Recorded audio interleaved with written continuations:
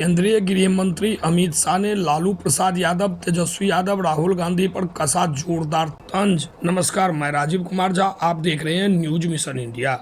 मधुबनी लोकसभा क्षेत्र के रहिका प्रखंड मुख्यालय स्थित प्राथमिक विद्यालय के मैदान में भारी गर्मी के बीच 2:53 पर पहुंचे केंद्रीय गृह मंत्री अमित शाह ने किया विशाल जनसभा को संबोधित करते हुए अमित शाह ने मधुबनी लोकसभा से भाजपा प्रत्याशी डॉक्टर अशोक कुमार यादव के पक्ष में लोगों से वोट के लिए अपील किए।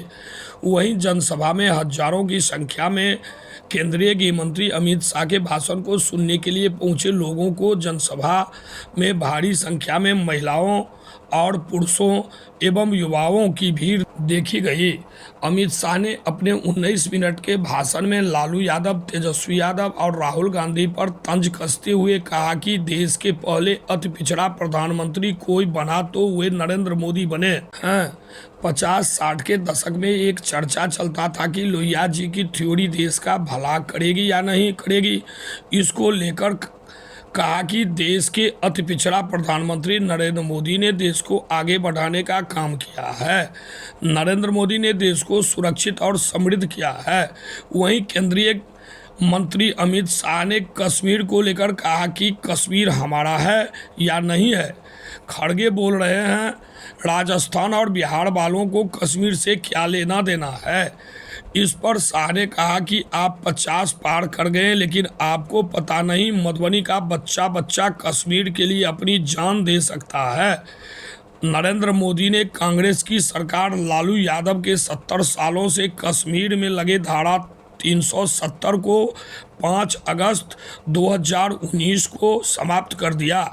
अब पूरे भारत में एक झंडा, एक संविधान और एक ही प्रधानमंत्री का नारा जो श्यामा प्रसाद मुखर्जी ने देकर गए थे, उसको प्रधानमंत्री नरेंद्र मोदी ने पूरा किया।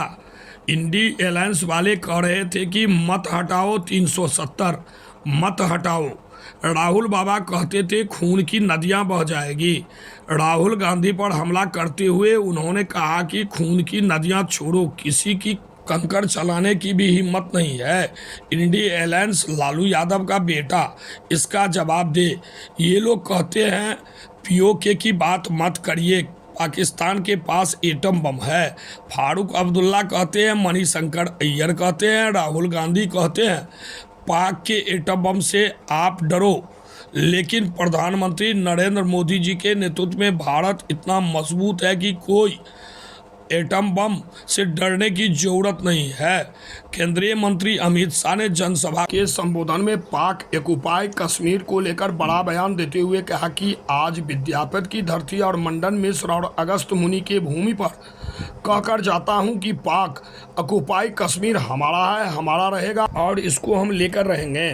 साथ ही अमित शाह ने कहा कि इंडी एलायंस वालों का कुछ होना नहीं है। नरेंद्र मोदी ही 400 पार सीट लेकर आएंगे और अगर जीत जाते ही हैं तो आप बताइए इनका प्रधानमंत्री कौन बनेगा? ममता बनर्जी बन सकती है क्या?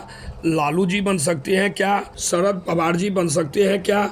जब इंडिया अलायंस वाले को पूछा कि प्रधानमंत्री का प्रत्याशी कौन है तो बारी बारी एक साल बनेंगे। शाह ने लालू यादव पर तंज कसते हुए कहा कि लालू जी, आप बिहार के 15 साल मुख्यमंत्री और केंद्र में 10 साल मंत्री रहे। आपने कर्पूरी ठाकुर को कभी भारत रत्न दिए जाने को लेकर नाम नहीं दिया, वो भी प्रधानमंत्री नरेंद्र मोदी जी ने दिया। आगे अमित शाह ने जनसभा को संबोधित करते हुए गौ हत्या को लेकर बहुत बड़ी बातें कह दी। उन्होंने जैसे ही कहा कि तीसरी बार सरकार बनने पर गौ हत्या पर प्रतिबंध लगाने को लेकर कानून बनेंगे, गौ हत्यारे को उल्टा लटकाया जाएगा। इस मौके पर पूर्व केंद्रीय मंत्री हुकुमदेव नारायण यादव, बेनीपट्टी विधानसभा के विधायक विनोद नारायण झा, हरलाखी विधायक सुधांशु शेखर, मधुबनी लोकसभा प्रत्याशी डॉक्टर अशोक कुमार यादव, दरभंगा लोकसभा के एनडीए सांसद प्रत्याशी गोपाल जी ठाकुर, अररिया लोकसभा के एनडीए प्रत्याशी प्रदीप सिंह, विधायक हरभूषण ठाकुर बचौल, विधायक अरुण शंकर प्रसाद, विधायक रामप्रीत पासवान, महिला नेता सजल झा, केवटी विधायक डॉक्टर मुरारी मोहन झा, जेडीयू नेता विनोद सिंह, बिहार के उद्योग मंत्री नीतीश मिश्रा, एनडीए गठबंधन के जिला अध्यक्ष एवं अन्य नेता मौजूद थे। वहीं जनसभा में पहुंचे महिलाओं ने केंद्रीय गृह मंत्री अमित शाह से अपील किया कि गरीब गुरबा लोग अपना पेट काट करके सहारा में पैसा जमा किए थे, जो मुसीबत के समय यह पैसा काम आ सके, लेकिन सहारा में जमा किए हुए पैसे की निकासी न होने से लोग परेशान हो रहा है, जिसको लेकर महिलाओं ने केंद्रीय गृह मंत्री अमित शाह से सहारा में फंसे पैसे को लेकर जल्द निकासी के लिए अपील किया। नरेंद्र मोदी का भाइयों बहनों, मुझे बताओ बिहार वालों, PFI पर बैन लगाना चाहिए था या नहीं लगाना चाहिए था? PFI पूरे देश को इस्लामिक स्टेट बनाना चाहता है और यहाँ पर लालू यादव की मिश्रा में चल रहा था। एक दिन रात को मोदी जी ने 100 जगह पर देश में रेड डालकर PFI वालों को जेल की सलाखों के पीछे डालने का काम किया।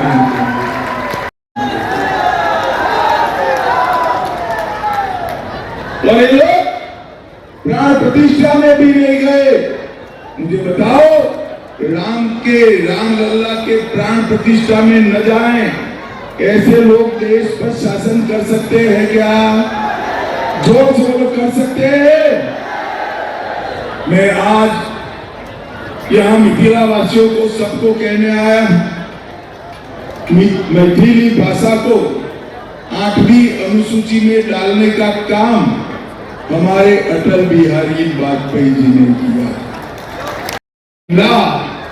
तो मोदी जी आरक्षण समाप्त। अब इन लोगों में अकल भी नहीं है।